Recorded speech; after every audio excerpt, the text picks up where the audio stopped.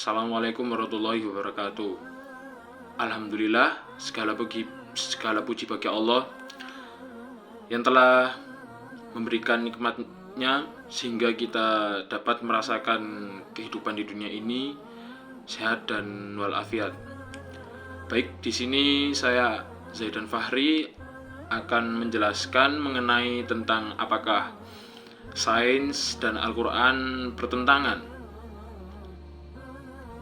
pada fenomena atau penemuan-penemuan para ilmuwan, yaitu seperti atom, kemudian black hole, dan lain sebagainya, yang dikarenakan oleh teknologi canggih di dunia modern saat ini.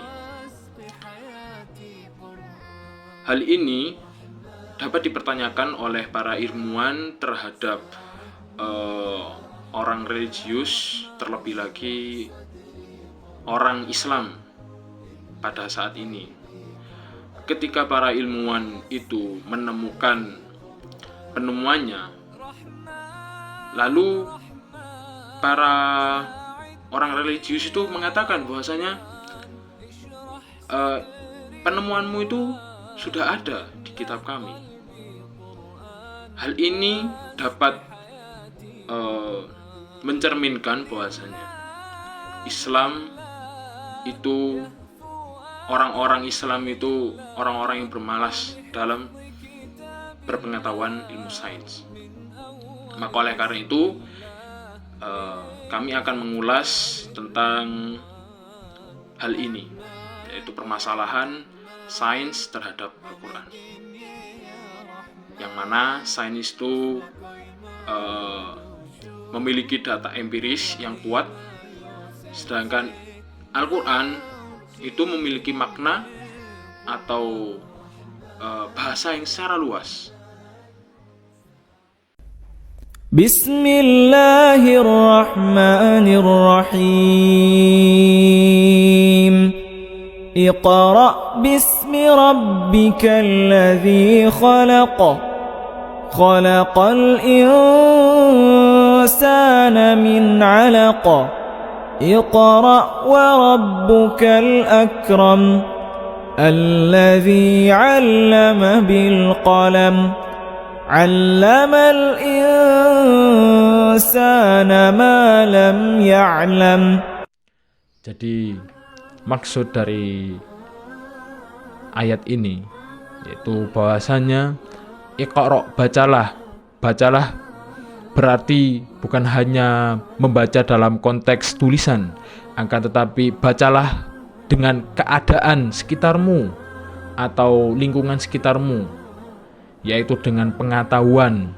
Jadi istilahnya Allah itu sudah menciptakan segala sesuatu bentuk rupa fenomena alam atau fenomena yang terjadi di dalam muka bumi ini. Oleh karena itu kita sebagai manusia, terlebih lagi sebagai seorang muslim,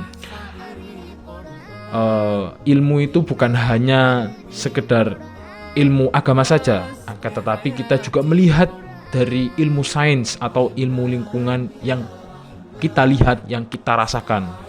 Ya, itu maksud dari ayat ini. Kemudian juga ada ayat yang memperkuat, yaitu surat Az-Zumar ayat 5.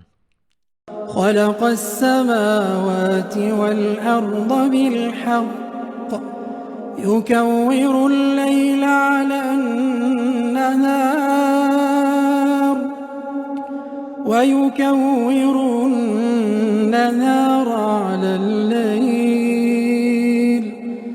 وسخر الشمس والقمر كل يجري لأجل مسمى ألا هو العزيز الغفار. Bahwasanya di dalam surat ini juga mengatakan bahwasanya Allah itu menciptakan siang dan malam. Kemudian dia juga memutarbalikkan yang awalnya matahari kemudian menjadi bulan. Dan masing-masing itu waktu itu ditentukan. Bahwasanya kita di dalam dunia ini bukan hanya mengetahui di lingkungan sekitar saja, akan tetapi juga kita mengetahui apa yang ada di atas sana atau apa yang ada di luar bumi di luar bumi kita. Jadi contoh seperti para ilmuwan terdahulu seperti astronomi, ketika zamannya Golden Age itu kan banyak orang ilmuwan astronomi seperti Ibnu Sina dan kawan-kawan, Al-Khawarizmi, penemu matematika dan kawan-kawan. Kemudian selain itu juga ada narasi mengatakan bahwasanya sains tanpa agama juga bisa berjalan. Hal ini dikarenakan mereka mengatakan bahwasanya banyak orang ateis yang mereka bermoral, sedangkan orang religius mereka rata-rata tidak bermoral atau tidak menerapkan apa yang ada di dalam agamanya. Oleh karena itu mereka menyimpulkan bahwasanya sains tanpa agama tetap bisa berjalan. Akan tetapi mereka mempunyai kekurangan. Karena mengapa? Manusia itu punya keterbatasan. Ya, memang mereka mempunyai moral dalam fitrah mereka atau dalam diri mereka atau secara batin. Mereka itu mempunyai hati nurani. Jadi secara tidak langsung mereka berbuat baik. Akan tetapi ketika mereka sudah menemukan pengetahuan, maka ego, kemudian ketamakan dan sifat manusianya akan kembali ke sifat aslinya atau sifat jahatnya. Maka oleh karena itu ilmu sains dan ilmu agama ini sangat dibutuhkan. Jadi sains dalam agama itu dibutuhkan. Karena mengapa? Untuk mengatur manusia agar tidak lepas dari nafsu mereka. Contohnya seperti Hitler. Pada zaman Hitler, perkembangan teknologi itu sangat hebat, terlebih dari pasukan militernya. Jadi ketika itu Hitler membunuh para semua orang Yahudi di Jerman. Akan tetapi Hitler itu kekejamannya tidak terpendung. Karena mengapa? Para pendeta, para wanita, para anak kecil juga menjadi korbannya. Padahal di dalam peperangan itu dilarang untuk membunuh orang yang tidak bersalah. Maka daerah itu munculnya ilmu agama ini juga sangat penting dalam ilmu sains.